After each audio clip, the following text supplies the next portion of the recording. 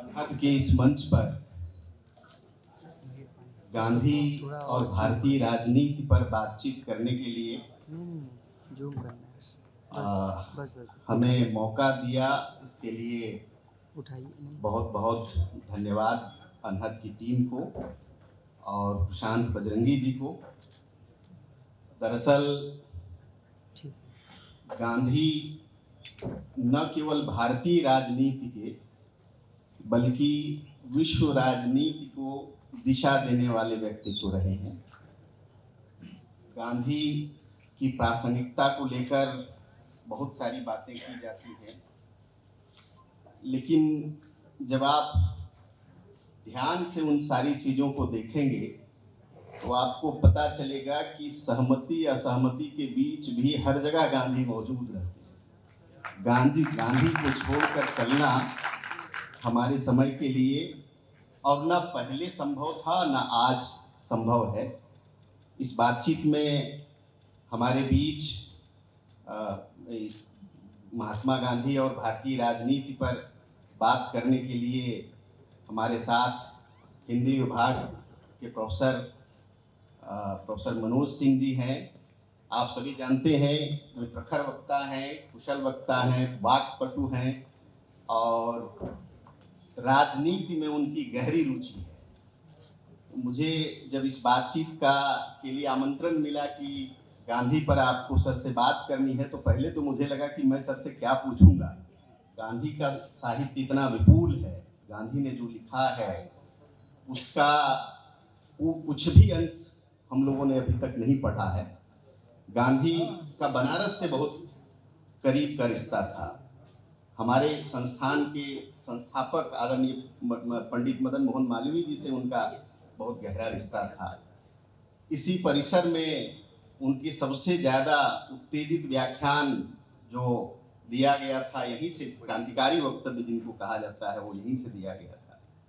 उनके सपनों को साकार करने के लिए इसी शहर में महात्मा गांधी काशी विद्यापीठ की स्थापना हुई।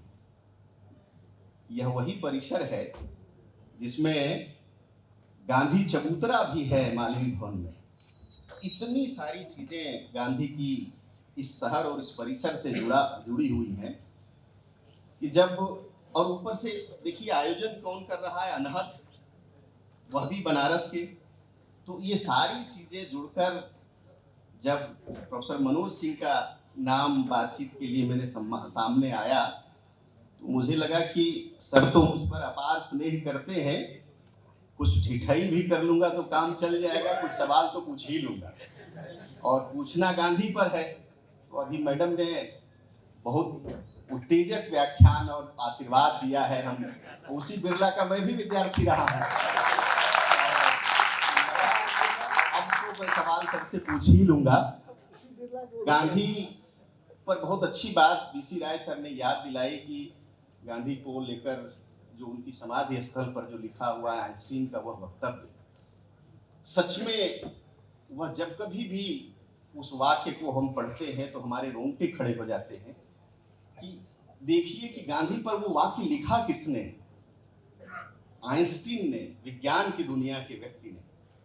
गांधी दर्शन देश विदेश सब जगह पढ़ाए जा रहे हैं। गांधी पर साहित्य, संस्कृति, विज्ञान, जितने डिसिप्लिन है सब पर काम हो रहे हैं। हम हिंदी वाले हैं, हिंदी का तो गांधी से खास रिश्ता रहा है। बहुत सारी कविताएं लिखी गई, बहुत सारे साहित्य सीधे सीधे गांधी से प्रभावित रहे हैं। तो मुझे लगा जब हम गांधी पर बात कर रहे हैं, ऊपर से भारतीय राजनीति पर जब हमको बात करनी है, तो थोड़ा सा एक अलग एंगल दिखा कि बाकी दर्शन और डिसिप्लिन के लोगों ने जो बातचीत की है वो तो की ही है, हमें ये देखना चाहिए कि हम हिंदी वाले गांधी को कैसे देखते हैं। और वह हमारे सामने प्रश्नों के उत्तर देने के लिए प्रोफेसर मनोज सिंह जी हैं। वो साहित्य से जुड़े हैं, हिंदी के अध्यापक हैं, राजनीति में रुचि रखते हैं। तो गांधी और राजनीति को लेकर आज जो कुछ थोड़ा बहुत सवाल आपके सम्मुख मैं रखूंगा, मुझे पता नहीं आपकी अपेक्षाओं पर मैं खरा उतरूंगा या नहीं, लेकिन कोशिश करूंगा कि आपके तरफ से भी सवाल सर से मैं पूछूं। मैं सर का इस संवाद में हार्दिक स्वागत और अभिनंदन करता हूं।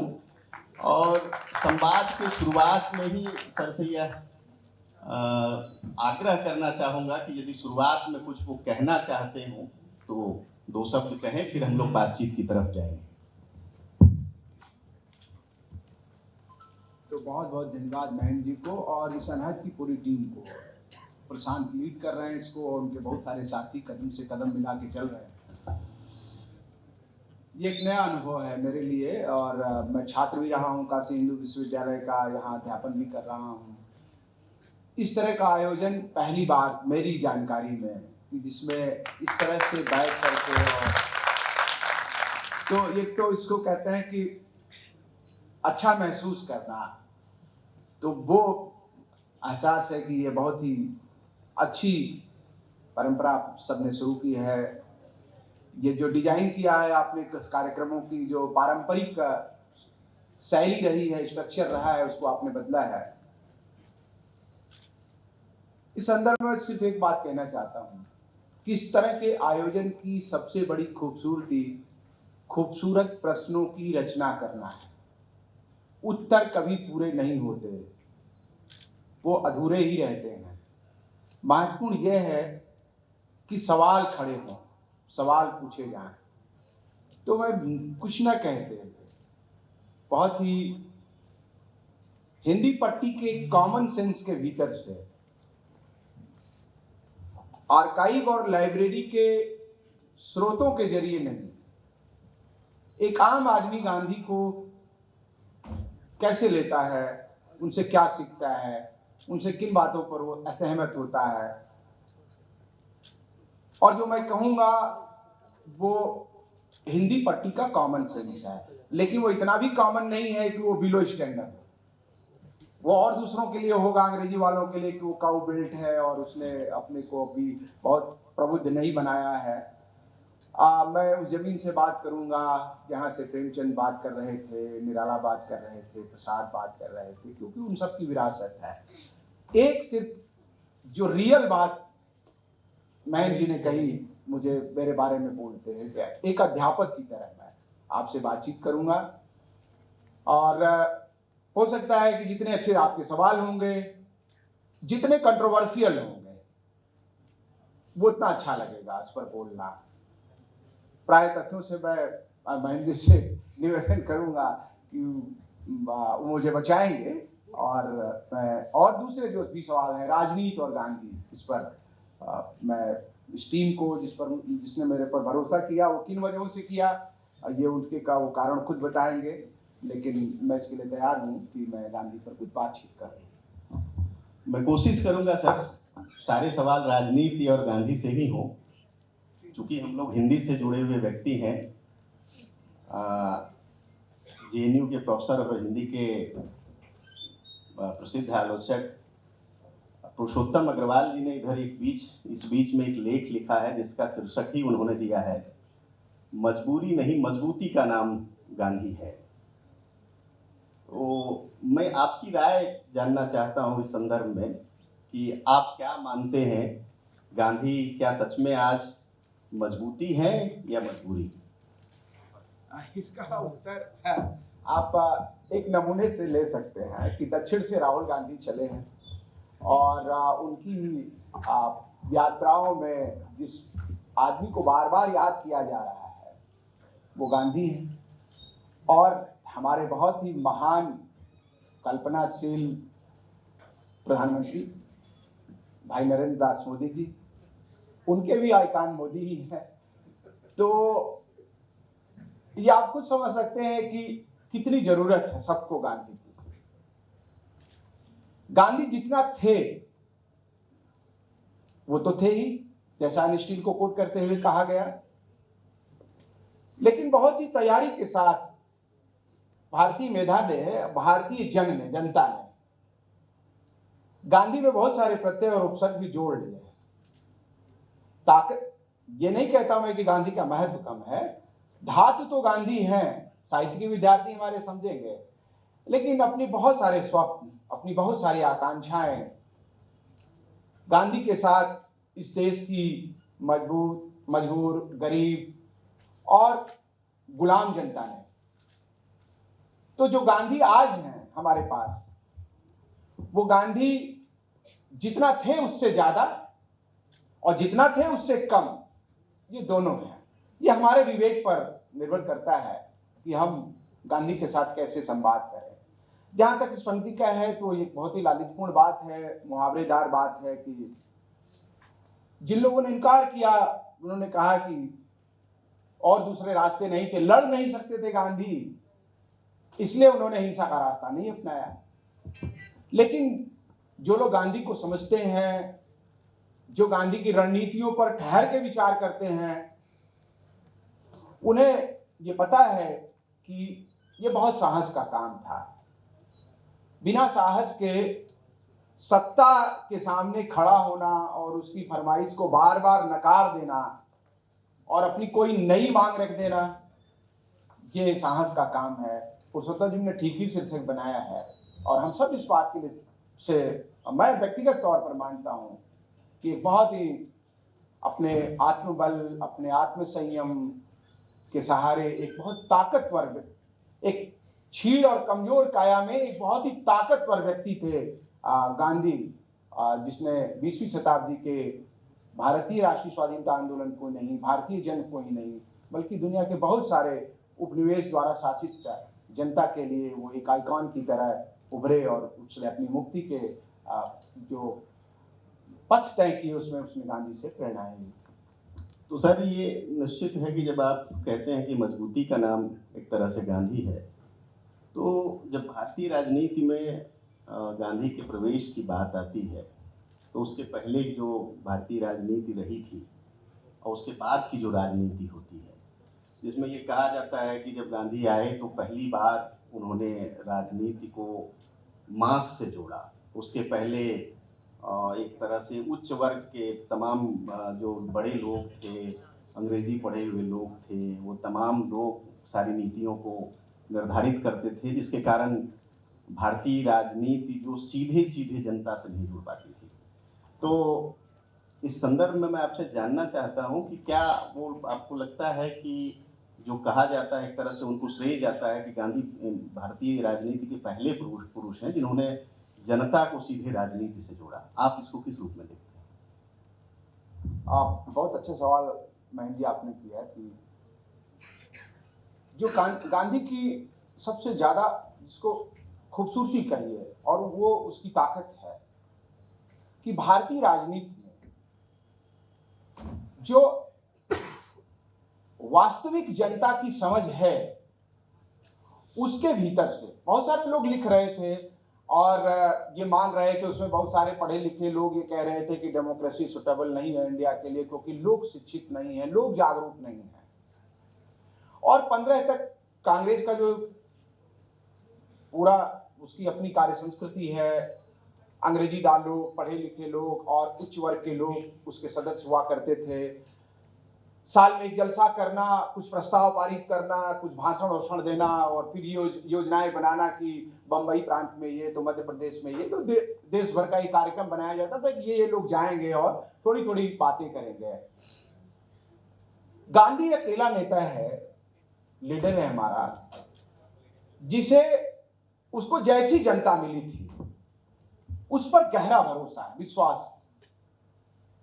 उसको इस बात का विश्वास है कि इसी जनता के सहारे हम ये साम्राज्यवाद के फंदे से बाहर निकल आए। ये जो उसका भरोसा है अपनी जनता पर, आज के राजनीतिज्ञों का भी और बुद्धिजीवियों का, हमारे बहुत सारे कवियों के, लेखकों और चिंतकों के निशाने पर जनता है और हम सब मानते भी हैं कि जनता की आलोचना होनी चाहिए। इसी बनारस में हमारा बहुत ही इंटेलेक्चुअल पोएट है कबीर, जो सबसे प्रखर आलोचक है अपनी जनता का, क्योंकि वो उसका उत्थान चाहता है, उसको आगे ले जाना चाहता है, उसकी मुक्ति के लिए वो अपने ढंग से प्रयास कर रहा था। गांधी इस मामले में आप इस पर गौर करिएगा कि जितना भरोसा इतिहास को बदल देने के कंपोनेंट के रूप में जनता पर है गांधी का, उनके समकालीन किसी नेता का। इसीलिए वो लंबी यात्राएं करते हैं, गोखले से गहरी असहमति थी और आने के बाद उन्होंने कहा कि मुझे क्या करना चाहिए 15 के बाद, और कांग्रेस के जलसों को देख करके वो काफी निराश और हताश हैं। तो उन्होंने कहा कि पूरे देश को घूमिए।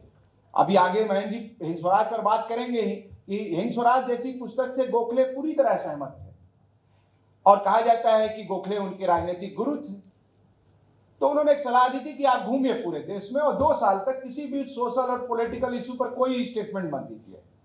गांधी 2 साल तक घूमते रहे और उसके बाद उनको लगा कि 3/4 आज़ादी जो है देश की, वो तो जो बुनियादी सुविधाएं हैं वो भी उसको नहीं मिल पा रही।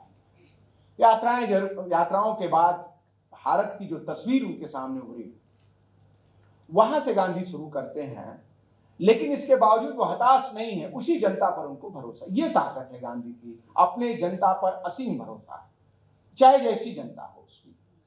इससे आज की राजनीति बहुत कुछ सीख सकती है कि जनता को बहुत देर तक बरगलाया नहीं जा सकता, बहुत देर तक उसे बहलाया नहीं जा सकता, फुसलाया नहीं जा सकता।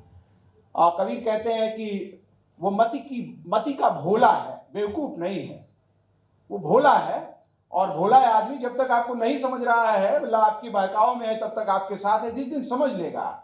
और हमने 70-75 वर्ष में भारतीय लोकतंत्र में इसको देखा है कि जनता ने कैसे सत्ताएं बदली हैं और अपना जनादेश, और इन 75 वर्षों में जनता के, भारतीय जनता के विवेक पर, जिस विवेक पर 20वीं शताब्दी में गांधी को भरोसा था, हमारा भी विश्वास बड़ा है कि जनता लोकतंत्र को समझती है। और पश्चिमी लोकतंत्र से इतर एक भारतीय लोकतंत्र की जो पिछले 7 दशकों में आप कह लीजिए कि निर्माण हुआ है, उसमें गांधी और उनके संघर्ष, उनके अनुयायियों और उनके लेखों का बहुत असर है। अपने सर अभी बातचीत में 2 चीज़ों का जिक्र किया। एक तो गांधी की यात्रा के संदर्भ में बात की, और जिसको मास पॉलिटिक्स के संदर्भ में मैंने बात रखी थी, उसको भी आपने जोड़ा। ये दोनों घटनाएं अभी भी घटित हो रही हैं। एक तरफ राहुल जी देश यात्रा कर रहे हैं और मास पॉलिटिक्स आप चारों तरफ देख ही रहे हैं, तो उन सारी चीज़ों को यदि गांधी होते अभी, तो उस रूप में कैसे देखते, या उसमें आप क्या सोचते हैं, वो सारी जो वर्तमान समय में घटित हो रही हैं और गांधी से जोड़कर उसको कैसे देखते हैं? अब स्वाभाविक सी बात है कि ये लोकतंत्र की ताकत है कि राजनेता को जनता के पास जाना होगा। और ये राष्ट्रीय स्वाधीनता आंदोलन के दौर में ही ये तय हो रहा था कि सब कुछ जनता की अदालत में तय होगा। तो चाहे जिस भी राजनीतिक और विचारधारा की पार्टियां हों, उन सबको जनता की अदालत में जाना है। ये इसमें भी मैं गांधी को देखता हूं और उन तमाम शिल्पकारों को जिन्होंने भारत के लोकतंत्र को बनाया, कि आप सबको अपने को कैनन जो है, जो निकस है, जो प्रतिमान है, वो जनता है। तो आपको जनता के बीच जाना है, जाने के अपने तरीके हो सकते हैं और आपका अपना लक्ष्य भी हो सकता है। जैसे गांधी का लक्ष्य सत्ता हासिल करना नहीं था, तो उनकी यात्राएं कुछ दूसरे तरीके की थी। और अभी के राजनेता, ये कोई गलत भी नहीं है, लोकतंत्र को चलाना है तो कोई तो नेतृत्व करेगा ही। तो उनकी यात्राओं में हमें इस पर नजर रखनी होगी कि यह यात्रा भारत के सामाजिक और राजनीतिक रूपांतरण की यात्रा है, भारत के जन की जीवन स्थितियों को बदल देने के लिए यात्रा है, या यह यात्रा खुद को सत्ता तक पहुंचाने का है। गांधी से ही हमको सीख मिलती है, क्योंकि वो इससे अलग रह करके और लंबे समय तक भारतीय संघर्ष को, स्वाधीनता संघर्ष को, उन्होंने उसमें वो उसके साक्षी और सहचर के रूप में काम करते रहे, नेता के रूप में भी काम करते रहे।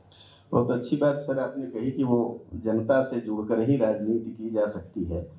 जब हम राजनीति को लेकर गांधी के बारे में बोलते बात करते हैं, तो जनता में भी और उनके समकालीन चिंतकों, आलोचकों, ये तमाम लोगों के बीच में भी गांधी की जहाँ बहुत सारी खूबियाँ रही हैं, वो कुछ संशय भी लोगों के रहे हैं। गांधी मानते थे कि my life is my voice,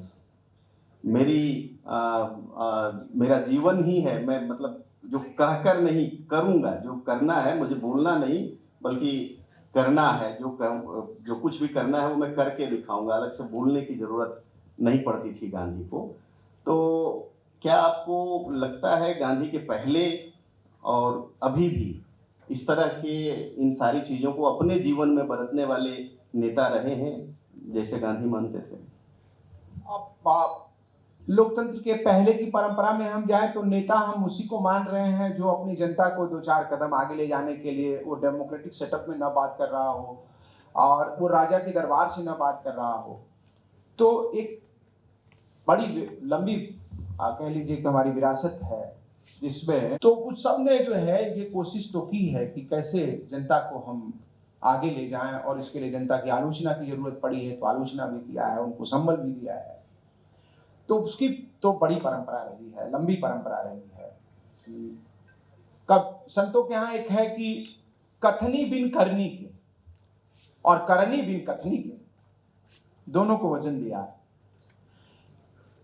बिना विचार के कार्य और सिर्फ विचार ही विचार हो, कार्य न हो, तो ये जो अपनी एक हमारी परंपरा रही है। और इंस्पायरिंग एलिमेंट्स जो है अभी भी भारतीय समाज में तमाम चीजों के बावजूद भी कि आप कितने इंटेलेक्चुअल हैं इससे असर नहीं पड़ता है, उतना ज्यादा नहीं पड़ता है। आप भविष्य को संबोधित कर रहे हैं, हो सकता है विचार। और गांधी भी लगातार वो कहते हैं कि मैं कोई विचारों को पैदा करने वाला कोई विचारक नहीं हूं, इसीलिए उन्होंने कहा कि मेरा जीवन ही मेरा उपदेश है। मतलब मैं कह के नहीं, मैं करके दिखाना चाहता हूं। तो इसकी परंपरा आप देखेंगे कि हर संस्कृतियों में, हर भाषाई समाजों में कि नेता तो वही है जिसकी कथनी और करनी में जितना फर्क, कम से कम फर्क तो होगा। तो गांधी के जीवन में भी आप देखेंगे कि गांधी ने जो चीज तय की, इसीलिए वो आत्मशुद्धि, आत्मबल, अपने भीतर से संवाद, अपनी प्रार्थनाओं को नैतिक प्रक्षालन कहते थे, ये सब वो लगातार कहते रहे हैं। तो मुझे लगता है कि ये सब छवियां या इस सब का प्रभाव हमारी जो जनता है और हमारी जो राजनीति है उसके ऊपर इसकी छायाएं मौजूद हैं। भारतीय राजनीति में उस तरह के चरित्रों के बाद में धीरे धीरे कुछ कम होना शुरू हुआ या वैसे ही वो सारी चीजें उस रूप में चलते रह रही हैं? अब आज के समय का तो हम देखिए जो भी मूल्यांकन करेंगे वो गांधी को हम एक नई सदी में पढ़ रहे हैं, उन पर विचार कर रहे हैं। और आज के समय पर बातचीत करने में अभी ठीक ठीक कह पाना, सब विचार हैं, आलोचनाएं हैं। हम एक नई तरह की दुनिया में रह रहे हैं। तब सीधी सीधी एक लड़ाई थी न्याय और अन्याय की औपनिवेशिक सत्ता के खिलाफ, जो तमाम दक्षिण पूर्व एशिया के और अफ्रीकी देश हैं और उनके खिलाफ साम्राज्यवाद की लड़ाई थी और उसकी अपनी एक बहुत ही व्यवस्थित वैचारिकी थी। आपने जिसे कहा कि जब गांधी कांग्रेस को ज्वाइन करते हैं इंडिया में, भारत में आकर के, तो वो उस दशक को देखिएगा 1910 से 20, पहले विश्व युद्ध का दशक है वो। और गरम दल और नरम दल के अपने संघर्ष हैं कांग्रेस के भीतर। दुनिया में जो बहुत सारी घटनाएं घटित हो रही हैं, जिसमें बोल्शेविक क्रांति एक बहुत बड़ी घटना है, ये सब 1910 से 20 के बीच में हो रहा है। और फिर गांधी का अपनी तरह से राजनीतिक रणनीतियों को तय करना कि कैसे वो साम्राज्यवाद के खिलाफ अपनी लड़ाइयां लड़ेंगे। वो अनूठी लड़ाई, अनूठा तरीका था जिसका एक छोटा सा प्रयोग वो दक्षिण अफ्रीका में कर चुके थे। उस पर भी बहुत सारे सवाल हैं ये है। तो मुझे लगता है कि आज के समय में जो लोग राजनीति पे काम कर रहे हैं वो सब अपने अपने ढंग से भारत को महान बनाने की सत्ते भी खा रहे हैं, उसके लिए मेहनत भी कर रहे हैं। लेकिन एक बात, किसी की कही हुई बात है कि सार्वजनिक जीवन में ईमानदारी एक लंबी बहस है भारतीय लोकतंत्र में, लेकिन इससे ज्यादा महत्वपूर्ण है सार्वजनिक जीवन में काम करने वाले आदमी को का समझदार होना। ईमानदारी और समझदारी बटी हुई चीज नहीं है सार्वजनिक जीवन में, वो एक दूसरे से बधी हुई चीज, वो दोनों एक दूसरे को संबल देते हैं।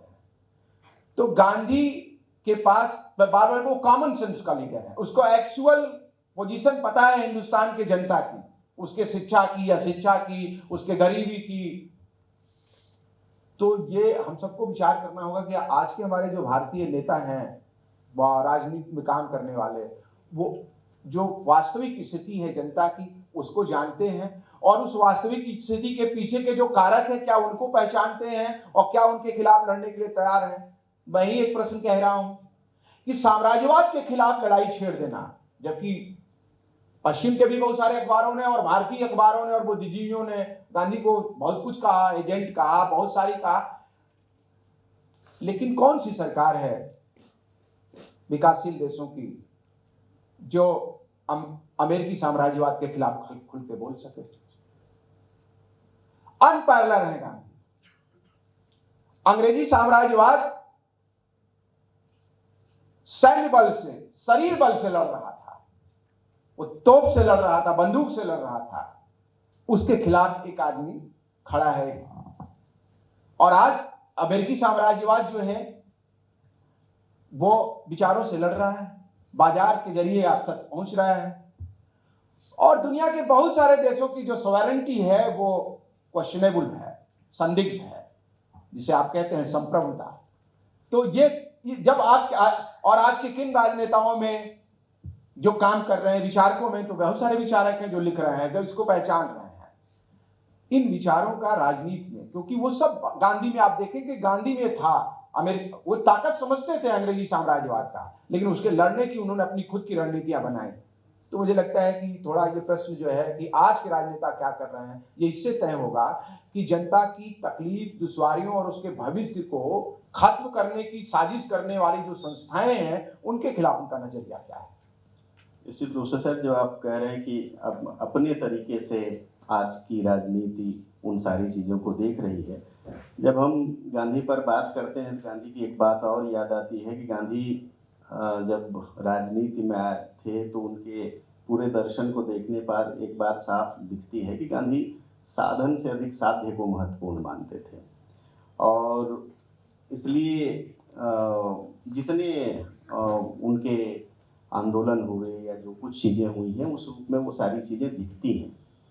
लेकिन वही हम यदि आज की पॉलिटिक्स में देख लें, आज के वर्तमान संदर्भ में उसको देखें और साध्य को लेकर चलें तो हमारी जमानत जब्त हो जाएगी। आप इसको किस रूप में देखते हैं कि यदि वो साधन और साध्य का जो कॉन्सेप्ट गांधी का था, क्यों हम आज उस पर सफल नहीं हो पा रहे हैं?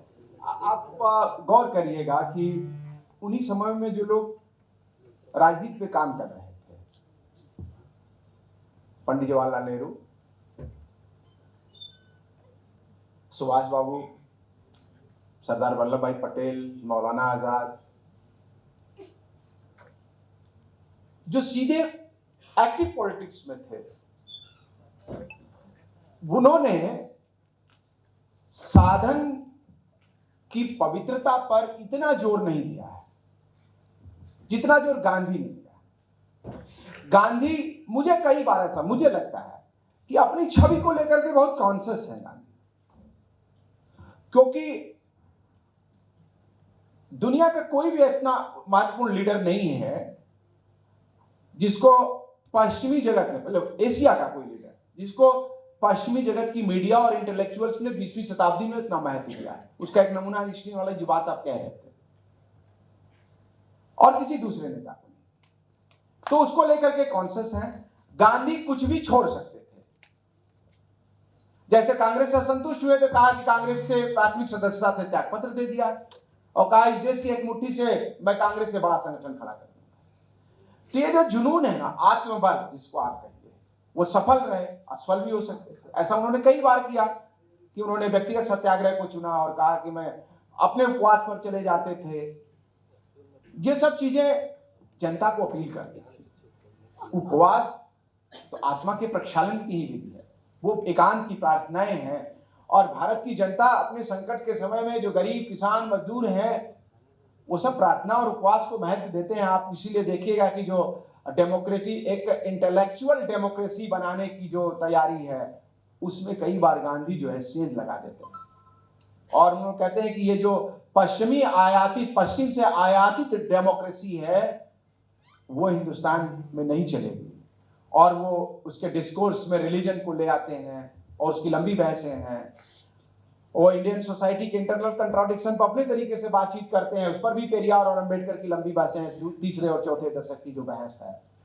तो मुझे लगता है कि गांधी का जो आत्मबल है, जो उनका आत्मसंयम है, और खुद को झोंक देने की, खुद को जला देने की, खुद को पीड़ा पहुंचा करके, और इसका असर आतताई सत्ता के ऊपर पड़ता था और पड़ने लगा था 30 के दशक के बाद। उनके अनशन से भारत मंत्री का और लंदन तक की जो ब्यूरोक्रेसी थी उसके कान खड़े हो जाते थे। आपने कहा सर कि वो निश्चित रूप से वो उनके कई समकालीन नेता भी थे जो साध्य के बजाय साधन की ओर भारतीय राजनीति में ज़्यादा जोर देते थे।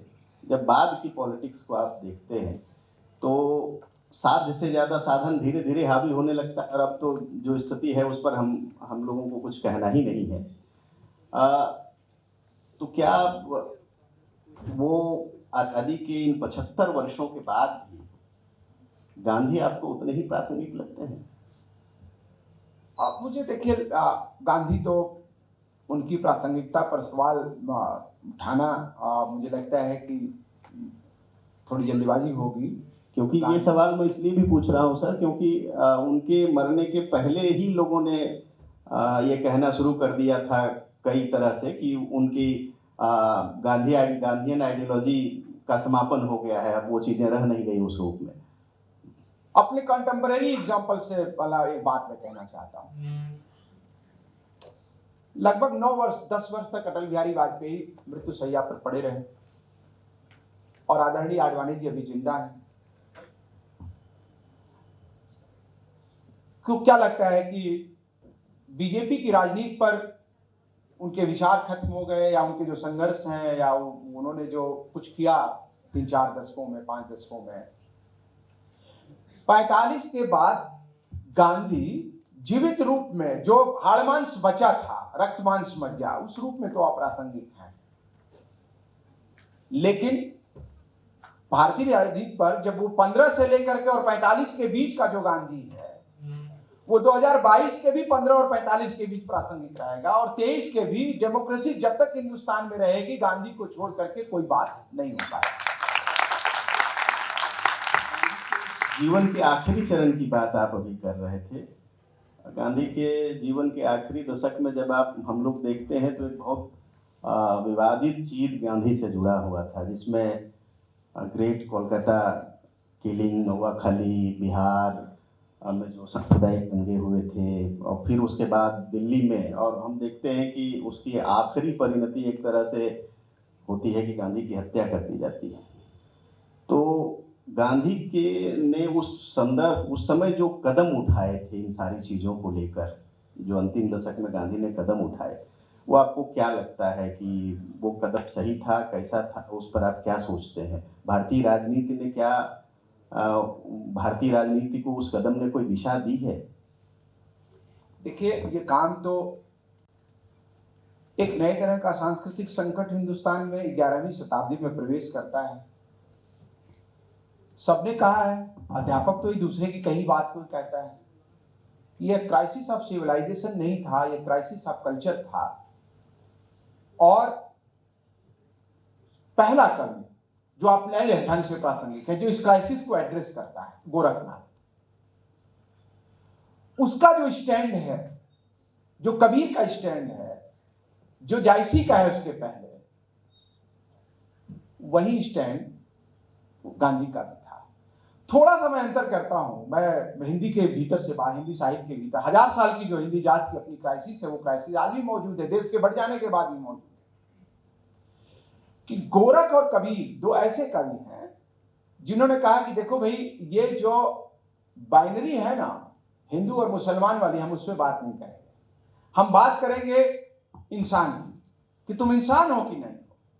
वेदे न शास्त्रे किताबें न कुराने न बाचिया जाए, ये गोरख ने कहा कि वेद हो, शास्त्र हो, किताबें हो, कुराने, ये सब अधूरी है, ये सच्चाई तक नहीं ले जाएंगे। कबीर ने कहा ना हिंदू ना मुसलमान।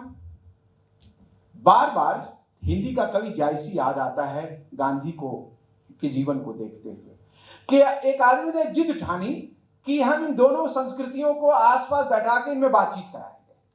हम चाहेंगे कि एक ऐसी जमीन बने जहां ये दोनों संस्कृतियां आपस में बैठ के बातचीत करें। और पद्मावत दिखते हुए जो छवि खींचता है, अपनी खुद की छवि प्रस्तुत करता है, मोहम्मद कवि जो प्रेम का नातन रकत न मान, अपनी सारी रक्त मांस मज्जा लगा करके जो उसने कोशिश की थी, अंत क्या हुआ? उसके सारे चरित्र जो भी उसने गढ़े थे, सुंदर चरित्र, सकारात्मक चरित्र, कोई आग में जल के मरता है, कोई युद्ध में मर जाता है, और अंत में वो जब वो लिखता है पद्मावत की कि अगर दुनिया ऐसे ही चलती रहेगी तो सब कुछ जल के खाक हो जाएगा और एक मुट्ठी राख बचेगी। इसी से पद्मावत का अंत होता है। गांधी को याद करते हुए भारतीय 20वीं शताब्दी में ये खतरा गांधी ने उठाया अपने तरीके से। मैं कह रहा हूं, इसीलिए कह रहा हूं कि जो प्रबुद्ध लोग हैं उन्होंने अलग अलग तरीके से बात की, लेकिन जो आदमी जनता के बीच काम कर रहा था उसने इस पर दूसरे एंगल से बातचीत शुरू की। हर बार गांधी को मरना पड़ेगा इस देश में। हम उम्मीद करते हैं कि एक ऐसा भारत बनेगा, एक ऐसा समय आएगा जब प्रार्थना के लिए जाते हुए एक संत नुमा आदमी के ऊपर गोली नहीं चलाई जाएगी, उससे संवाद होगा, उससे बातचीत होगी, उससे असहमत दर्ज की जाएगी। हिंदुस्तान में मेल जोल की बात करने वालों लोगों को गोलियों से नहीं उड़ाया जा सकता, नहीं खत्म किया जा सकता। अगर कोई असहमति है तो इसलिए मैं कोट किया कि वो जैसी याद आते हैं, अगर आप ऐसा करेंगे तो सब कुछ नष्ट हो जाएगा, देश रहेगा, लोग रहेंगे, दूसरे तरीके का देश होगा, इस डेमोक्रेसी को बचाना संभव नहीं होगा। प्रैक्टिकल क्या है, चाहे जिस भी राजनीति और विचारधारा के लोग बाहर आते हैं तो संवाद तो गांधी की ही भाषा में करते हैं। तो आप सब देख रहे हैं हमारे आसपास जो कुछ हो रहा है कि संवाद तो उसी भाषा में आपको करना होगा, मेल जोल की। और मेल जोल की भाषा आप ऐसा नहीं हो सकता कि एक रिलीजन के क्रिमिनल को सामने रख करके और उसके पूरे कम्युनिटी को चैलेंज कर दें, और जब अपने रिलीजन पर बात करें तो उसके नायक को रख करके और दूसरी कम्युनिटी को चैलेंज कर दें। नहीं, दोनों के क्रिमिनल को क्रिमिनल की तरह लेना पड़ेगा और दोनों के नायक को नायक की तरह लेना पड़ेगा। हिंदुस्तान के 1000 टुकड़े कर दिए जाएं, इस मिली जुली तहजीब को नहीं खत्म किया जा सकता। गांधी की मृत्यु ने यह बताया। आप अपने इस उत्तर में सर वो साहित्य, जायसी और एक बहुत मार्मिक प्रसंग जो इस देश के लिए और हम सबके लिए वो बहुत कारुणिक है, उसके तरफ भी इशारा किए। जब आप कह रहे थे तो अभी बातचीत में अपने हिंद स्वराज की भी बात की, तो हिंद स्वराज की कुछ पंक्तियां मुझे ध्यान आ रही थी। उन्होंने, गांधी ने जिन चीज़ों को आपने कहा उस पर कुछ असहमतियां भी दर्ज की हैं। वो उसको लिखते हुए उन्होंने लिखा था कि हिंदुस्तान अगर प्रेम के सिद्धांत को अपने धर्म के एक सक्रिय अंश के रूप में स्वीकार करे और उसे अपनी राजनीति में शामिल करे तो स्वराज स्वर्ग से हिंदुस्तान की धरती पर उतरेगा। लेकिन मुझे दुख है, दुख के साथ इस बात का भान है कि ऐसा होना बहुत दूर की बात है। क्या आपको लगता है कि जो परिस्थितियां हैं आज के समय में या जो तमाम संदर्भों का जिसका जिक्र आपने किया, आज का हिंदुस्तान, गांधी जिस चीज़ को दूर की कौड़ी कह रहे थे, आज का हिंदुस्तान उसके लिए तैयार है? आप नहीं, देखिए ये तो एक बड़ा संकट है। आप इसको एक छोटे से परिवार से आप समझने की कोशिश करिएगा। स्वतंत्रता, समानता और बंधुत्व, वो दुनिया के बहुत सारे मुल्कों में ये विचार गए हैं, वो कहीं से भी आए हो, वो मनुष्य की नैसर्गिक आकांक्षाओं और सपनों में वो विचार मौजूद हैं। स्वतंत्रता और स्वतंत्रता के लिए आप लड़ सकते हैं, समानता के लिए आप कोशिशें कर सकते हैं, जैसा कि भारत के संविधान ने किया है। लेकिन दोस्तों, मुझे बार बार सोचता हूं कि बंधुता के लिए आप कौन सा पिनल कोड बनाएंगे, प्रेम कहां से पैदा करेंगे? ये दुनिया का कोई भी संविधान, दुनिया की का कोई भी स्टेट, चाहे वो जितना ज्यादा डेमोक्रेटिक हो, ये भातृत्व तो कैसे पैदा करेगा, भाईचारा कैसे आएगा? तो ये जो भाईचारा वाला सवाल है ना, ये अभी भी अनुत्तरित सवाल है। इसी में इसको तोड़ने की कोशिशें हैं, तो इसी में इसको जोड़ने की भी कोशिशें जारी हैं हमारे समय में। ऐसा नहीं है कि कोई एक रंग आगे बढ़ गया, यह हमेशा मौजूद रहेगा। हम सबकी ये कोशिश रहेगी कि हम अपने कार्य संस्कृति से, अपने व्यवहार से, अपने दैनंदिन जीवन में इस भाईचारे को जितना पुष्ट कर सकें, क्योंकि स्टेट इसको इस्टेब्लिश नहीं कर पाएगा। प्रेम और बंधुता ये तो मनुष्य के भीतरी गुण हैं और नागरिक को ये खुद सीखना पड़ेगा। संविधान में कोई धारा अनुच्छेद बना करके इसको नहीं समझाया, नहीं लागू किया जा सकता है। तो जो आप कह रहे हैं कि ये आज का समय कितना तैयार है, कि उतना ही तैयार है जितना 19वीं शताब्दी का था, जितना 20वीं शताब्दी का था।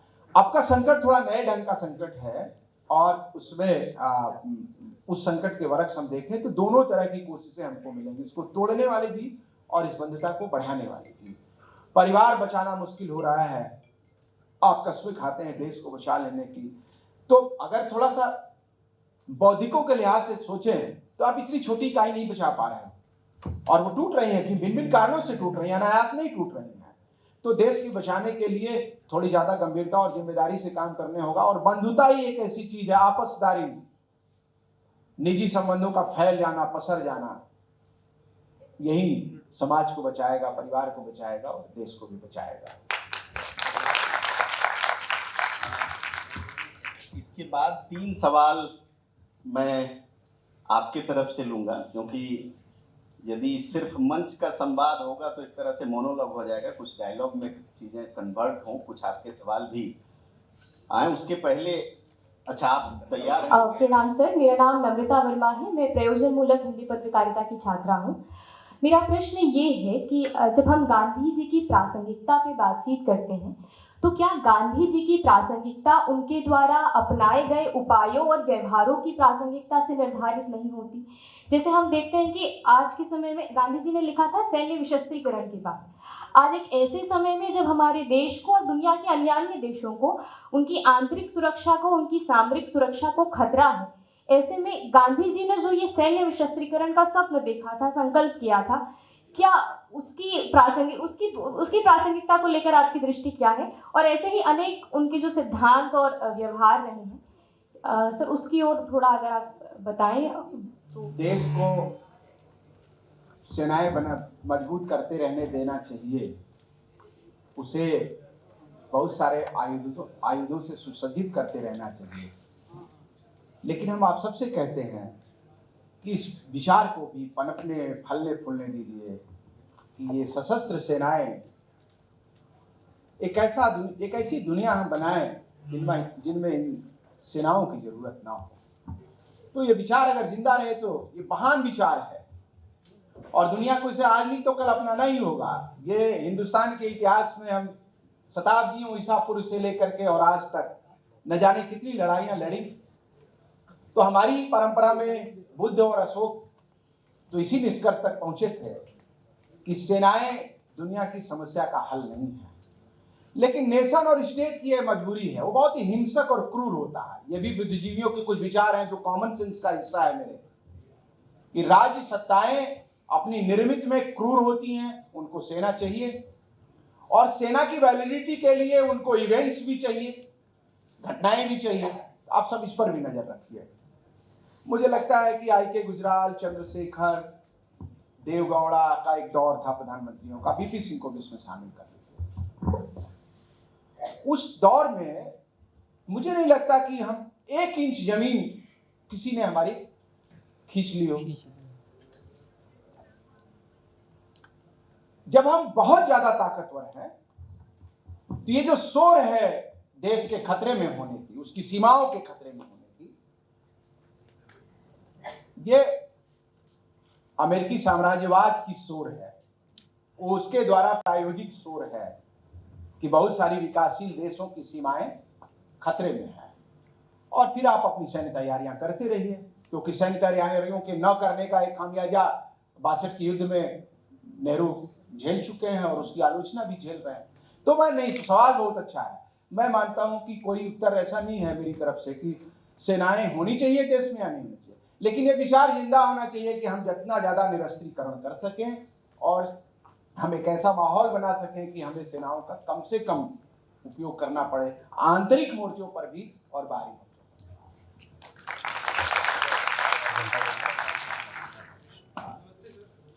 मेरा नाम तथादी है और मैं मेरा सवाल है सर कि क्या गांधी सबसे अच्छे गांधीवादी हो सके थे? क्योंकि कई ऐसे आरोप आज की राजनीति के कारण या आज की परिस्थिति के कारण उन पे लगते हुए दिखते हैं, इनसे विश्वास हिल जाता है। गांधीवाद पर विश्वास बना रहता है, लेकिन पर्सनली गांधी से विश्वास हिल जाता है। एक वैसी चीज इसी 2 अक्टूबर को मैंने पढ़ी सर कि श्रद्धानंद नाम की कोई बड़े कार्यकर्ता थे, श्रद्धानंद नाम के कोई बड़े कार्यकर्ता थे, जिन्हें अंबेडकर कहते हैं कि वो अस्पृश्यों का सबसे अच्छा सेवी था और बहुत महान चिंतक था। लेकिन श्रद्धानंद 1926 में मार दिए गए, कुछ उसी तरह जिस तरह गांधी की मृत्यु हुई। लेकिन गांधी 1926 में जीवित थे और उनका बयान था कि श्रद्धानंद के हत्यारे को गांधी अपना भाई बताते हैं और श्रद्धानंद की आलोचना भी करते हैं। तो ये पढ़ के थोड़ा मेरा विचार और मेरा समर्थन गांधीवाद के साथ तो अभी भी नहीं, गांधी के साथ हिलने लगता है सर। तो इस पे विस्तृत उत्तर चाहता हूँ।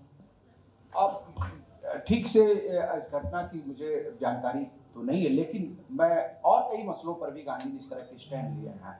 हत्यारों के पक्ष में खड़ा, खुद अपने हत्यारे के राम राम करते हुए, जब वो बहुत देर तक गोली लगने के बाद नहीं, लोग कहते हैं आसपास के, उसे भी माफ कर देने की बात है।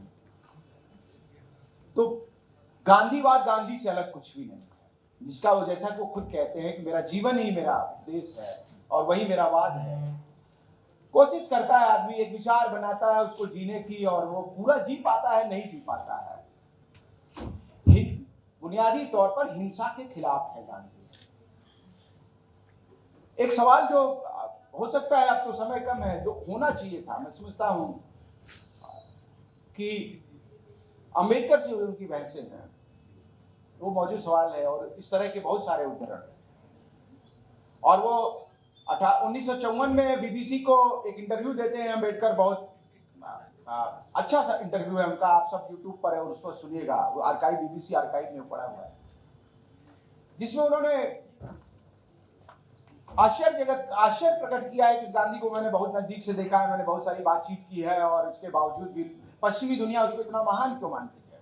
एक तरफ आइंस्टीन इतना बात कह रहे हैं, एक तरफ उनके समकालीन आलोचकों में उसको बेस बना करके एक अच्छी सी किताब अभी आई है, एक था संत और एक था डॉक्टर अरुंधति ने, वो पूरा इंटरव्यू जो है, वो इंटरव्यू बेस्ट वो किताब है। अभी मैं पिछले ही दिनों उस इंटरव्यू को यूट्यूब पर सुना, जो अंबेडकर ने गांधी के बारे में।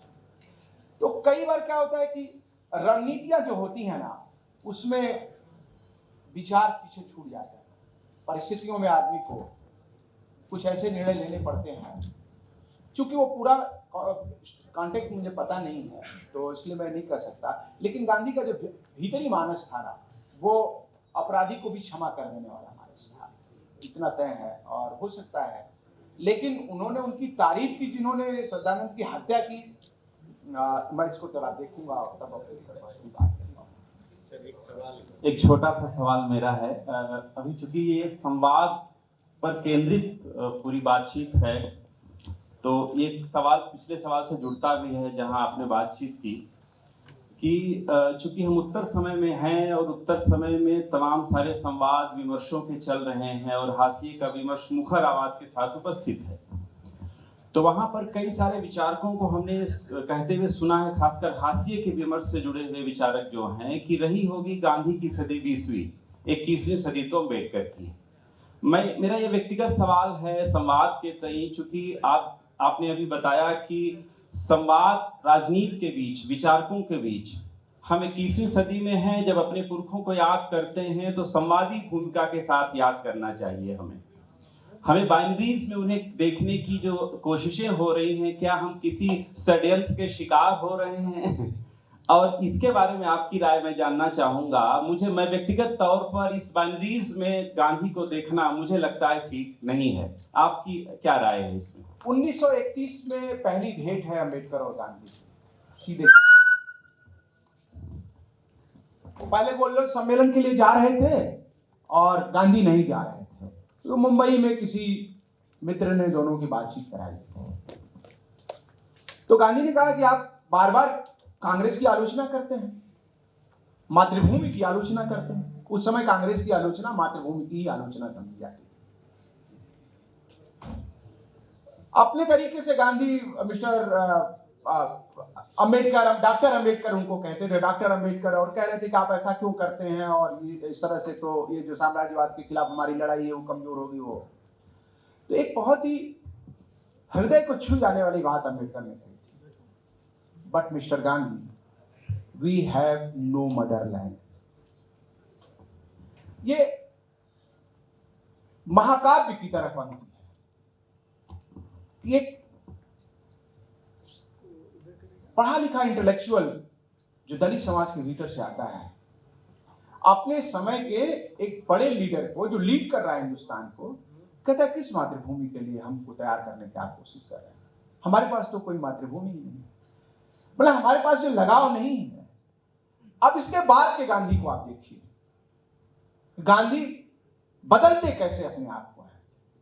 राजनीतिक, सक्रिय राजनीतिक मोर्चों से जैसे वो खालिद होते हैं, वो दलित उद्धार, अस्पृश्यता, अपनी तमाम सीमाओं में उनकी कोशिश है कि इस छुआछूत को, इस असमानता को, और हिंदू धर्म जिसको गांधी कहते थे कि हिंदू धर्म के भीतर की कुरीतियों को,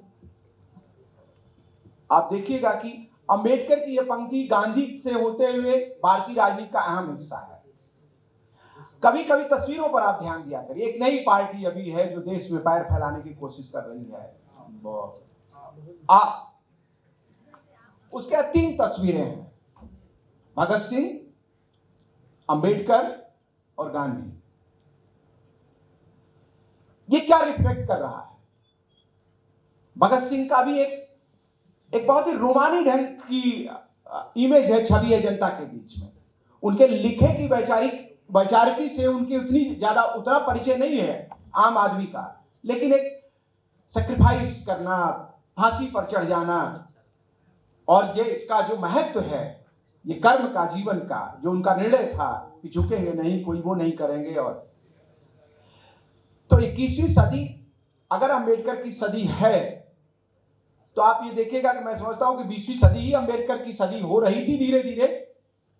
अंबेडकर का सदी इन माने। उन्होंने एक और बात कही थी अपने आर्काइव वाले इंटरव्यू में, बहुत पर लंबा हो सकता है लेकिन संक्षेप कर रहा हूं, कि उन्होंने कहा कि गांधी भारत के निर्माता नहीं है। अंबेडकर ने कहा कि वो बहुत सारी लोगों की तरह वो भी कोशिश कर रहे हैं भारत को बेहतर बनाने की।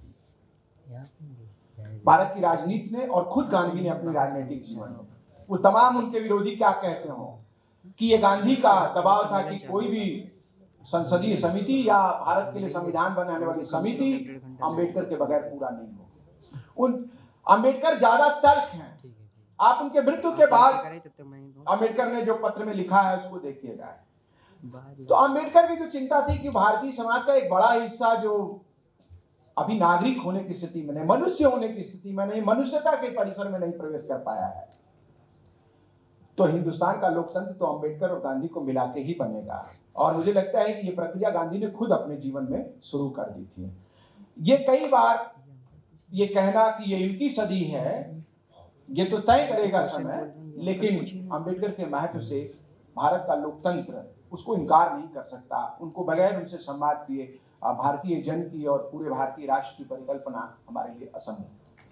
बहुत अच्छी बातचीत चल रही है सर, समय का दबाव है। अगले सत्र के संचालक अपना पोजीशन ग्रहण कर चुके हैं। बावजूद इसके 2 सवाल तो मैं आपसे पूछूंगा जो मुझे लगता है पूछ लेना चाहिए। मुझे मौका है, पता नहीं कब मौका मिलेगा सार्वजनिक रूप से। आप भरोसा करिए, हमें तो सर्वश्रेष्ठ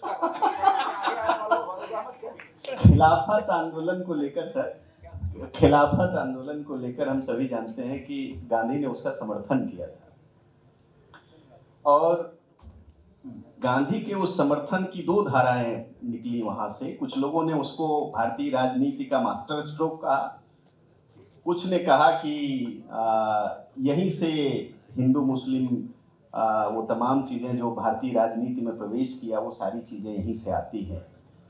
गांधी के इस कदम को या इस आप किस रूप में देखते हैं? क्या लगता है कि वो भारतीय राजनीति में उसमें क्या भूमिका है? बहुत अच्छा सवाल आपने किया। देखिए, आप रिलीजन के बगैर डेमोक्रेसी की, नेशन की कल्पना गांधी के जहन में थी ही नहीं। अब आप रिलीजन को लेकर के भी बहुत सारी बहसें कर सकते हैं। गांधी को ये लगा कि मुस्लिम जनता में अपनी विश्वसनीयता बनाने के लिए खिलाफत का समर्थन किया जाना चाहिए, जबकि उसका भारत की जनता से सीधे सीधे कोई वास्ता नहीं बन रहा। वो खलीफा के पद को लेकर के अपने ढंग का संघर्ष था। दिलचस्प है, देखिए इतिहास में कई बार कई समय पर अलग अलग समयों पर अलग अलग लोग अलग बातें कह जाते हैं। सबसे ज्यादा विरोध इस बात का जिन्ना ने किया और कहा कि ये क्या नॉनसेंस स्टेप है गांधी का कि वो खिलाफत का समर्थन कर रहे हैं। 1919-20 में वो इंग्लैंड से पढ़ा आदमी था, उसको लगता था कि ये रिलीजन जैसी चीज अगर इसमें शामिल होगी और डेमोक्रेसी की बहस में, तो वो भगत सिंह को देखिए, अंबेडकर को देखिए। धर्म जो है वो एक प्रबुद्ध भारत के निर्माण में वो बाधक है। नेहरू की आइडियोलॉजी में देखिए। लेकिन गांधी अडिग है कि without religion we can't imagination any nation. बिना हम रिलीजन के, अब रिलीजन की एक रश्मि किरणें गांधी के हैं जो भीतर को प्रक्षालित करता है, भीतर को ज्यादा मजबूत बनाता है, उसकी प्रार्थनाएं उसको संबल देती हैं।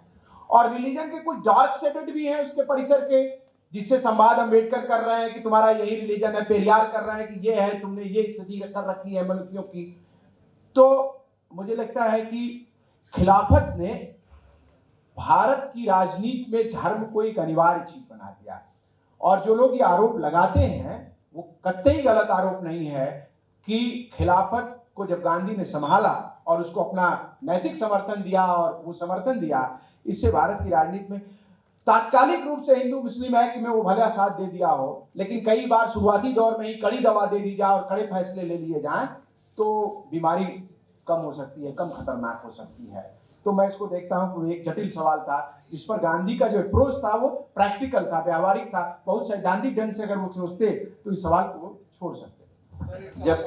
जब धर्म को लेकर और गांधी को लेकर बात हो रही है सर, अब जब हम लोग समापन की तरफ जा रहे हैं तो एक सवाल और मैं आपसे पूछ लेना चाहता हूं कि गांधी ये भी कहते थे कि एक धर्म के बजाय सारे धर्म को समान अधिकार देने की बात करते थे, और वो बार बार इसका दावा भी करते हैं कि अपने जीवन में उन्होंने इसको बरता है।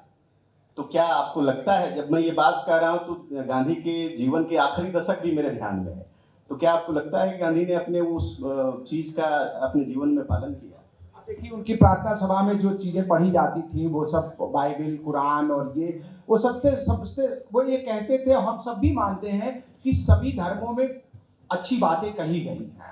सवाल ये नहीं है, सवाल आप इस पर थोड़ा इस तरह से देखिएगा, ये जो पश्चिम दास लोग थे और डेमोक्रेसी के फ्रेम को पश्चिम से समझते थे, जहां पश्चिम में नेशन स्टेट रिलीजन के कोलैप्स होने के बाद डेवलप करता है, भारत के संदर्भ में गांधी का ये दृढ़ मत था कि बिना धर्म की, वो धर्म एक ही धर्म नहीं होगा, बहुत सारी धर्म में कही हुई जो महान बातें हैं मनुष्यता के पक्ष में और उसको बेहतर बनाने के लिए उनका पालन करना चाहिए। और डेमोक्रेसी के नियंत्रण के लिए उन्होंने एक नैतिक धर्म की बात कही थी। वो उस तरह से नहीं था जो किताबों में, पुस्तकों में, वो अलग अलग पुस्तकों पर भी बातचीत करते हैं और उनको महत्व देते हैं, लेकिन ये गांधी का मानना था।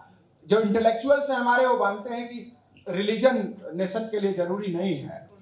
और जो हम ये कहते हैं कि एक सेकुलर स्टेट है, तो ये सेकुलर वाली जो परिभाषा है, इस पर लंबी बातचीत से ही अपनी बात में कम्युनिकेट कर पाऊंगा, लेकिन गांधी ये दृढ़ मानते थे कि nation without religion can't be nation. बहुत बहुत धन्यवाद सर।